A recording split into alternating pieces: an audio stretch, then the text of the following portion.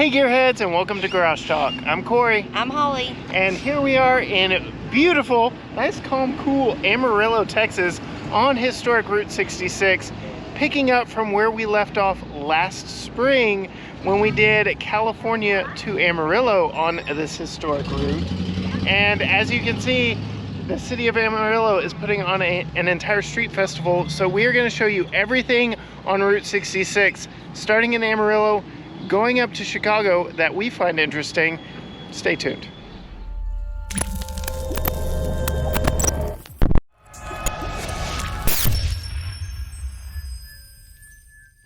All right, Gearheads, so what are we doing here? Well, just like last year, we are highlighting all of the fun stops for families on the Mother Road. And as we ended last year here in Amarillo, we figured it was a natural starting place to pick up the second half, the eastward side of the trip. Yes, this time we are traveling all the way to Chicago, but we're starting here in Amarillo, Texas, because they are doing this awesome street festival to show off historic Route 66 and to allow you to get to walk down the whole thing. There are vendors all the way around. It is so much fun. They are preparing for the 100-year anniversary of the Mother Road. That is coming very soon, I believe just in 3 years, if I'm not mistaken. But there's so much to do here. And this is only the first stop on our trip. We've got all the way to Chicago to go. And this year we are in an upgraded ride from last year. This year we're in a 2023 Chrysler Pacifica eHybrid with the Pinnacle trim. So we are riding in luxury, and we have a full family review of that vehicle on the channel, so go check that out as well. But the story of this is exactly what that Pinnacle eHybrid can do, what you can do in it, where you can go, what kind of sights you can see, because as we got that one, over 500 miles of range between the all-electric hybrid side of it and the fuel tank. So we really have seen a lot of efficiency in it so far. We can't wait to take you down the rest of Route 66. All right, Gearheads, we are in the vehicle now. We are long past Amarillo. Since seeing all of Route 66, it's been in our rearview mirror, and we're going to do a little bit of a recap for you here. One, what this Chrysler Pacifica eHybrid has been like. Two, what Route 66 has been like on this trip. And now that we've continued and completed essentially the whole thing, what our favorite stops along the whole route are. And I've got a surprise question for you at the end that I haven't even prepped you for. So, first question, obvious one. Chrysler gave us this Pacifica eHybrid for this trip. Why a minivan? Because it is the best road trip vehicle there is. On YouTube, I put a poll out there. What is your favorite road trip vehicle? And the SUV just destroyed the other two. The minivan coming in dead last. But I want to know, what are the qualifications of these people who are voting? Because there is like, oh, we're going to road trip 3 hours away, pop over here for our weekend trip. And then there's Route 66 road tripping, which is serious road tripping. So you need a minivan for a road trip. So funny thing is, we've talked to some people along Route 66 on this trip, and we told them what we're doing, and they're like, oh, so are you in an RV? Because we told them how long we'd be gone. We're like, no, we're in a minivan. So there you go. That is why minivans are so great for a road trip like this. More fuel efficient than an RV, and we can cram just as much stuff back there as if we were in a Chevy Tahoe. Like, so much space in this More stuff than a Tahoe, and easier to get to. Yes, much lower. And then, again, talking why minivan, we've got a 5-year-old, we've got your mother with us. The sliding doors, popping in and out of downtown, being able to load and unload. Tucker can get in and out of this. So minivans, absolutely best long haul road trip rig. This is the second time we've done it. Huge thanks to Chrysler for giving us this one for the second half of our road trip. And then that brings us to why eHybrid. So first half we were in the non-hybrid version, which had the same gas engine under the hood, but no hybrid system. This one, we've done over 470 miles on pure electricity alone. You can plug this one up and charge it, but we're getting nearly a 30 mpg in this vehicle. And this thing probably is happiest in city commuting because it can go longer on electricity than it can on a highway jaunt like this. But very good commuter vehicle overall. Yeah, for sure. And if you know how to plug at your house, yes, you wouldn't be using very much gas at all. Which brings us to trying to plug this thing in along the route. First stop in Amarillo, did find a 110 plug outside of our hotel. Huge thanks to Electron for sponsoring us and sending us a portable charger to charge this thing. Chrysler did also supply us with one with a little handy case and a storage spot back there in the back. But if you want to know about Electron, link down in the description below for what they supplied us with on this one, because it was a convertible. It would allow us, if we could have stopped at an RV park and plugged in there because it has 240 and 110. Now would be a good time to talk about our sponsor for this video, and that is Electron EV Chargers. They did supply us with this 110 240 convertible unit here that comes with a NEMA 1450 plug that you can see plugs in to the adapter base right here. It also comes with a 110 household style plug, so you can charge it at home or wherever you are on the go, and you don't have to worry about what kind of plug situation you're moving into. You can learn more about them and all the different products they have supplied us with for testing and that they offer for your electric vehicle by visiting the link down in the description below. Any purchase helps our channel. We thank you a whole lot. But it was nice to not have to do that. Exactly, which is why we love plug-in hybrids. Yes, it's the best of both worlds. Over 30 miles of all electric range when you want it, and then gas when you need it. So over 500 miles on gas range alone in this thing. So heading from East Texas to Amarillo to start this trip, we needed to potty before the vehicle needed fuel. Yes. So very, very impressive there. All right, why Route 66? Well, because we're crazy people. Absolutely. Well, I think that the Route 66 plan, it came up last year because we were going to California. It was going to be absolutely ridiculous to fly. So we decided to drive, and I realized we would be going along Route 66 at some point. And then in doing that kind of research, I found out that it's the 100-year anniversary in 2024 of Route 66. 2026. 2026. There we go. You're right. 2026. It'll be the 100-year anniversary of Route 66. So I was like, since we're making a road trip to California anyways, let's do it. That's the Great American Road Trip bucket list item, right? Not only for Americans, but as we've been on this trip, foreigners. We've seen Australians, we've seen Kiwis, those are New Zealanders, I believe. We've met people from all over Europe. So this is like a worldwide bucket list road trip. Well, babe, it's not called the Great American Road Trip just because Americans take it. It's true. It's if you come and visit and do the road trip, that's the road trip. Yes. So, yes, last year we started off kind of out of necessity, but also we wanted to show Tucker all the places that inspired his favorite movie, Cars. A majority of them were on the western half. And I will say one thing about that, if you are doing a Cars stop along Route 66, first of all, go check out our videos of the places that you can see it. But I was really surprised at how obvious it the places were. Like, he, even last year, when he was just barely 4 on the trip, could recognize all of the places. Yeah, he knew exactly where everything was.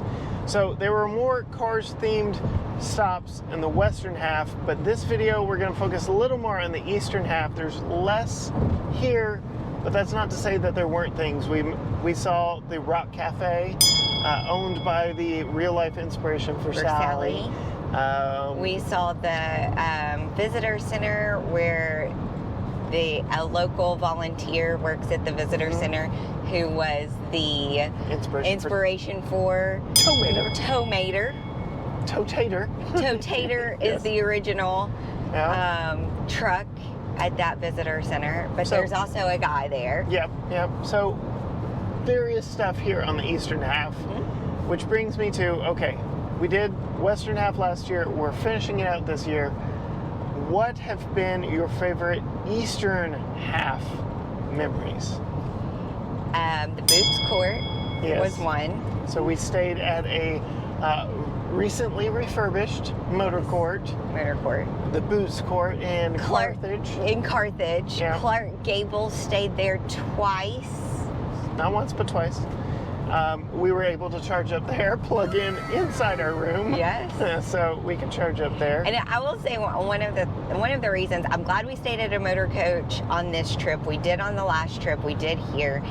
It is a little nerve-wracking trying to decide online what motor coaches, motor court motels have been reufurbish and aren't scary, because there are parts of Route 66 that are the older parts of town.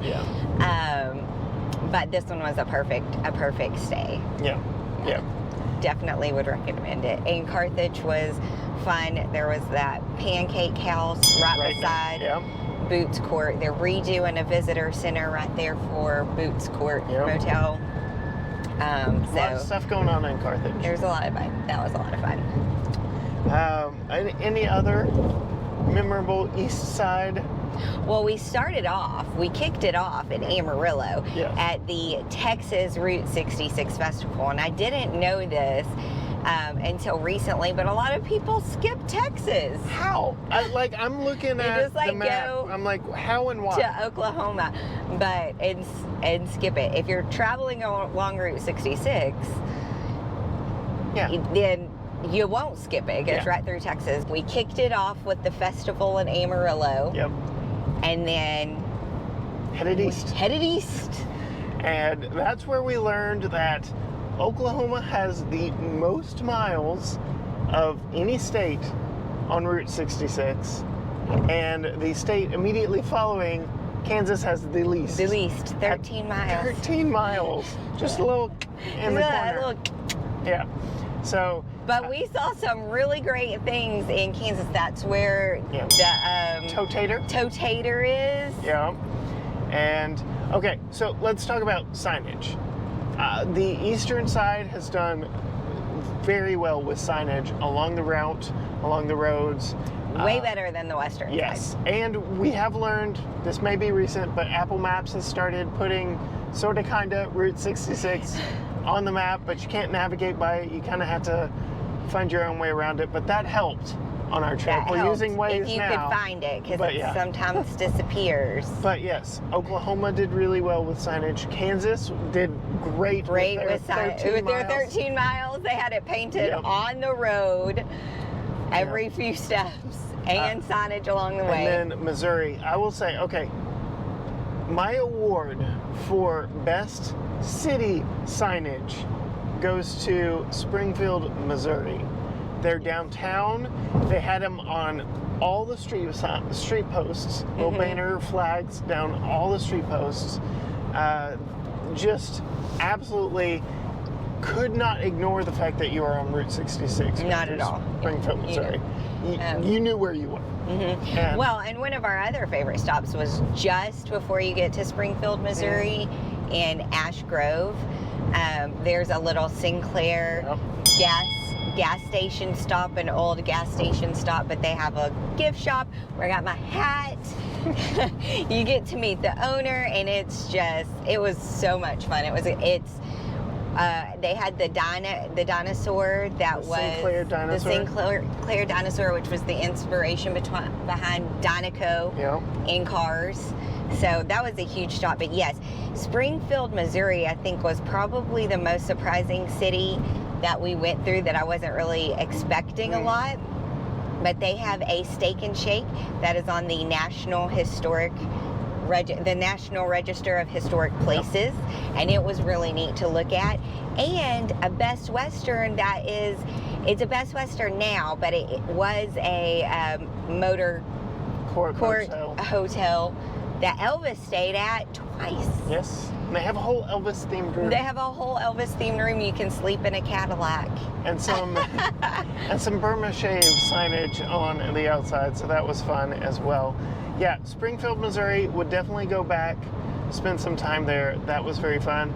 And then another Springfield was very high on my list, Springfield, Illinois, which is the state capital, but also the home of Lincoln before he became president. There's his presidential library and museum.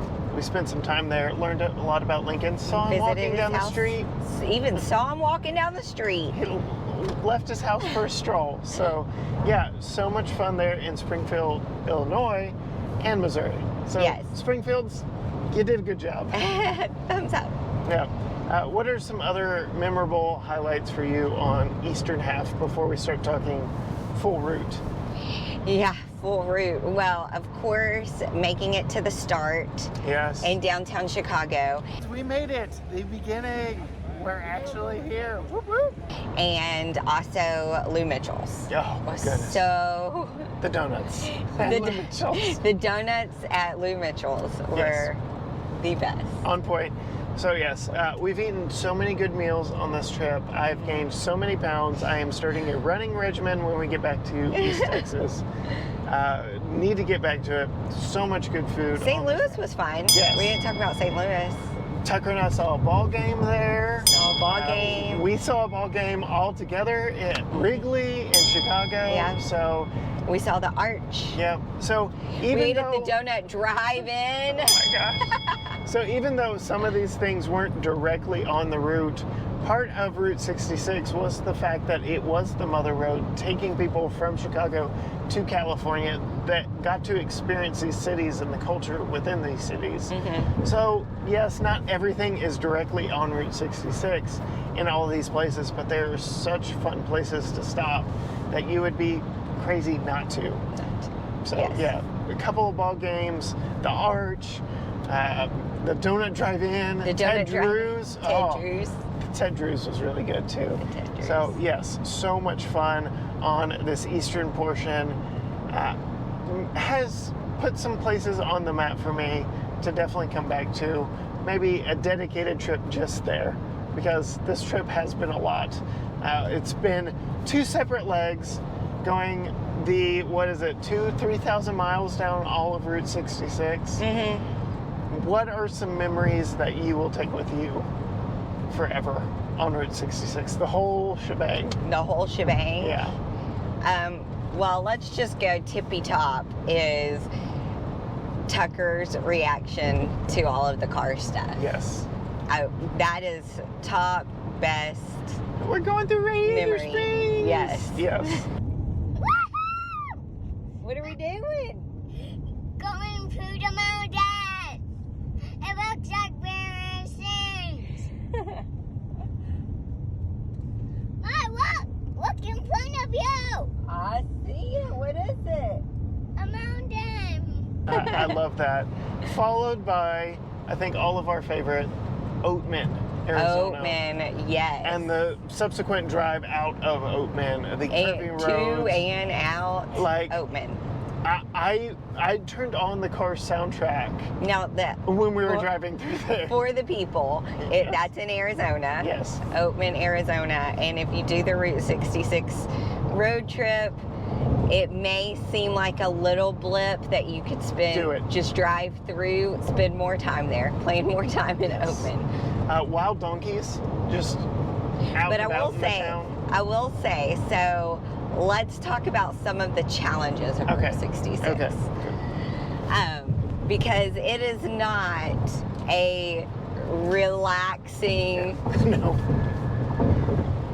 It's not a continuous vacation highway. experience. There's not. So here are some challenges. Is there's not one place to find just the whole Route 66 and all of the attractions. You have to realize that it spans across several states, which means several states' legislatures. Mm-hmm. And the signage is not all the same because it's not. Maybe it'll be better. I know they're putting some money into improving things for the 100-year anniversary. Well, even the signage, there were multiple sections that it changed 10 years after it opened. So Yes. there's this historic section Yes. and this newer section, but like By dates, you could yeah. travel the old one, or the older one, Yeah. or the new one. But, so it takes a lot of research. You're welcome. You're never going to have enough time at any of the locations. But and one thing that we did, if you're going to do Route 66, you got to be flexible. Yes. You got to come with your patience. Yes. And one thing that we did, which makes a lot of people uncomfortable, is we didn't book our hotels till we were on the road. Yeah. Especially some of these historic Boots Court, for instance. Boots Courts, yeah. So if there's a place that you really want to stay, sometimes they book up really fast. So you got to get in there. Like Blue Swallow Motel. Yeah. That was another great one we stayed at on the other side. They could book up 6 months in advance. So if you will definitely want to stay there, and it is an awesome place to stay. Yeah. But we didn't book it 6 months in advance. We just got lucky. Yes. So you have to be flexible on what you stay, especially on the Western trip, because we were In the desert. well, we were traveling during spring break too. Yeah. Remember? Yeah. So we were going to try to find a place around the Grand Canyon to stay, and everything was booked up. Yeah. So we had to go a little bit further and find a different place to stay. But we found So Flagstaff, which we not a- love Flagstaff. Oh my goodness, Namarco's Pizza, you are so delicious. You are so delicious, Namarco's Pizza. We Not love sponsored, but so good. But yes, such a fun trip, all told. Memories that we will all cherish for our entire life. We will link, if you're watching this on YouTube, I believe up there, the first half of our road trip. We could go on and on about the entire Route 66. There's so much to see. Like you said, there wasn't enough time. And pre-booking stuff also meant we're like, okay, well, we really had to power it out through this section and just kind of pop in and see places. So, yeah, I don't think you'll ever have enough time. We could do it again, but like you said, it wasn't stress-free. It wasn't It's like not getting on the stress- interstate and just going. Just driving. It's not a regular road No. trip. The road trip is the destination. Yes. All right, Holly, so surprise question at the very end. I did not prep you for this. Would you do it again? I think doing Route 66 all the way across is a one and done for me. Yeah. But I did take on the burden of planning the whole thing. So And we all appreciate it. I'm gonna need a beach vacation after this, where I show up and I raise a little flag, and somebody brings me food and drinks. That's what I'm gonna need. But there are definitely locations along the route that I want to go back and visit. Yeah. 100%. And again, huge thanks to Chrysler for giving us this Pacifica for this trip. Worked out so well for us, especially in city environments, getting in and out, traveling with a kiddo made it so much easier than an SUV, so much room back there. So huge kudos on that. Let us know where we should go next summer down in the comments. Is this a summer tradition? The GT summer road trip? No, it's not. Not Route 66. We could go someplace with a beach and a flag, and No. I'll do A all the beach and a driving. flag. So yeah, there you go. If you want to see more from Holly, from her perspective, go find her on Facebook and Instagram at Female Consumer. You can find all things GT Garage Talk, Facebook, Instagram, Twitter, TikTok, YouTube, all at GT Garage Talk. I've highlighted a bunch of stuff from both the western and eastern half in our Instagram stories, so definitely go check those out. Those will be there indefinitely, but so much fun along the way. Thank you so much for following along with us. Read more about our vehicle of choice at gtgaragetalk.com, and until next time, gearheads, bye.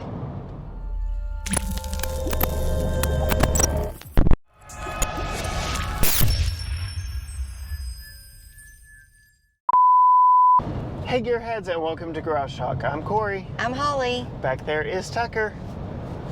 Nope, he's into his show because we are on our way back finally from, oh, we already did an intro on this one too. Did we? Yeah, in Amarillo. So forget all that. That's blooper reel material.